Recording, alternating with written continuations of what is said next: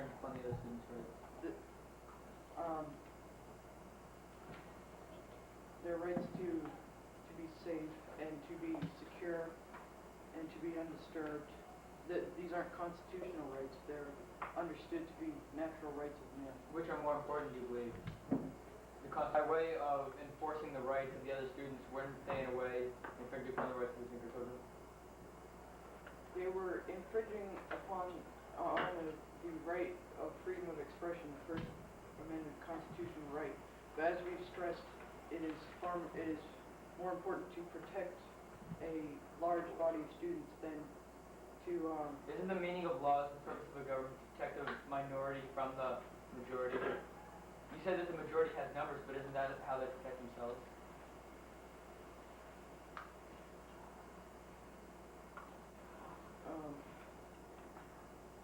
Well, another point. It's the schools. All schools, even this one, for example, all schools make rules for their students, and usually the students don't protest, and often the rules infringe on constitutional rights. But the schools are rarely disputed on these because it's generally understood that the schools, once the students enter the school, they are under the protection of the school. Is it to say that once they enter the school, that they are forfeiting all rights that they're normally granted under the Constitution? The school assumes the responsibility of the parents, which is to,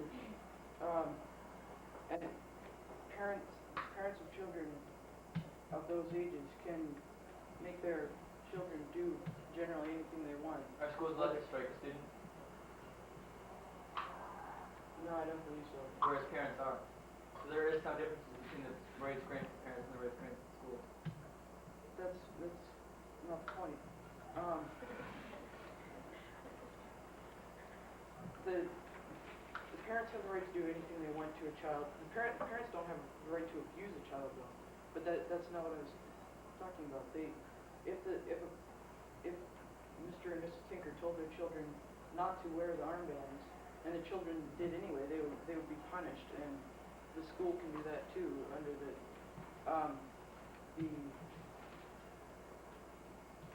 understanding of locus parentis, which means the parents can have control, and it's accepted that the school takes the responsibility of the parents when the students are in their care.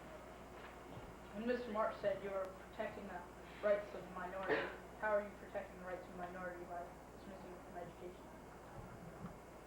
We are protecting their rights.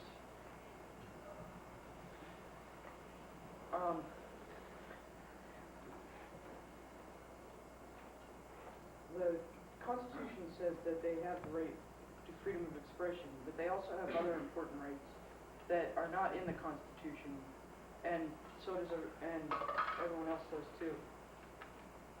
That need to be protected also, and perhaps the school was more wise than the students to realize what they were doing, and the students may not have realized that they could have violated other people's rights and their own. How are you protecting them? We're protecting them from their greater rights to be safe and to be secure, and protecting them from the majority, because if the majority was against their beliefs. Didn't you earlier say that you were protecting the majority? You were protecting the majority's right not to be offended? Protecting everybody. Protecting the majority's right not to be disturbed from their education, and the rights of the Tinkers, being the minority, to be safe and not to be harmed or insulted by the majority of the students. From the petitioner? No comments?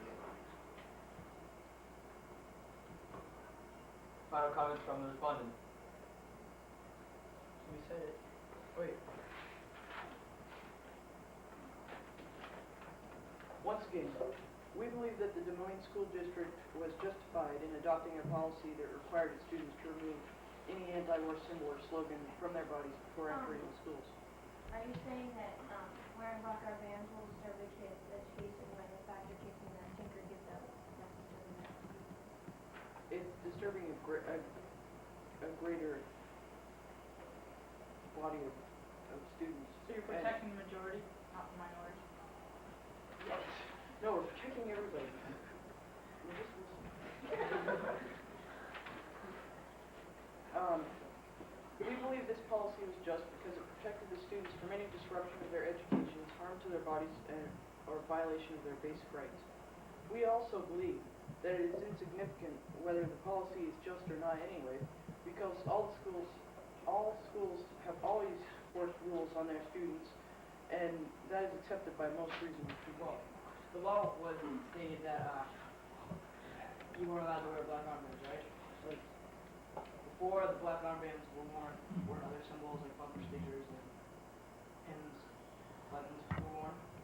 I don't believe that the Des Moines School District probably would have tried to stop that if there were any, so I don't believe there was any examples. So there were no attempts before that to express? Well, I don't know, but looking at the way the Des Moines School District functions, I would say that if there were any, they would have stopped them, and there would have been disturbances. What about protesting of the war? So you'd have to reverse the whole thing. I don't think there wasn't. Because the minority could just turn around, and the majority is protesting of the war. Then few could be in favor of the war, minority. I just have to say I don't know. You said that the rights of hundreds of people to be safe and undisturbed are far more important than the rights of two overextended teenagers to express their Alex and opinions.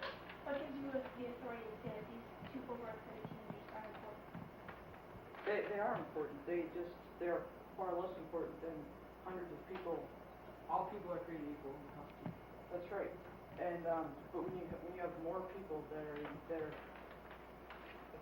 are possibly in danger of having their So you're protecting the majority? yeah, we're protecting the majority and we're protecting the tankers from any Isn't the harm. purpose of government and of law to protect the minority, according to James Madison? Yes, and school is not exactly an example of government. So by protecting the majority, you're going against the Constitution. The schools have always done this, and if you were to reverse what the school has done, you'd have to do it in hundreds of schools all over the United States.